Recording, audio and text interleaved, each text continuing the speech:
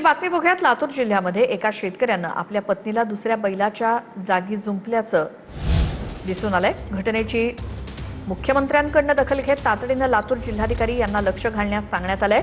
जिल्हाधिकाऱ्यांनी स्थानिक गोशाळेतनं बैल त्या शेतकऱ्याला दिला। थेट मुख्यमंत्र्यांनी दखल घेतल्यामुळे त्या शेतकऱ्यानं समाधान व्यक्त केलं।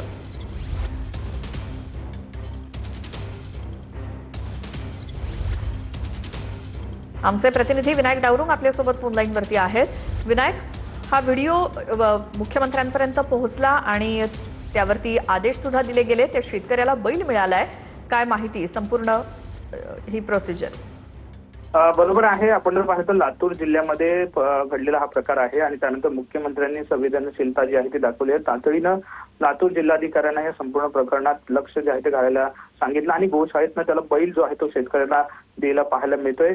ज्या पद्धतीने आपण जर पाहिलं तर शेतकऱ्यानं पत्नीला जे आहे ते दुसऱ्या जागी बैलाच्या जागी जे आहे ते हे केलेलं होतं नांगरणीसाठी आणि 5 जून रोजी ही घटना घडली होती। एका बैलाचा त्यांचा मृत्यू झाला होता आणि त्यामुळे पर्यायी त्यांना उपलब्ध बैल जो आहे तो नव्हता आणि आता जर आपण पाहिलं तर पेरणीचे दिवस जे आहे ते सुरू झालेले आहेत।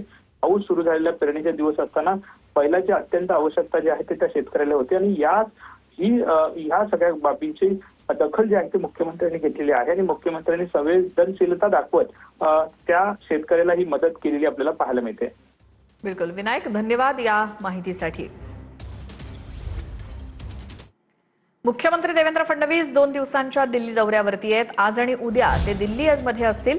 आज मुख्यमंत्री देवेंद्र फडणवीस एनडीएच्या बैठकीला उपस्थित राहतील, तर उद्या नीती आयोगाच्या बैठकीला देखील हजर राहणार आहेत।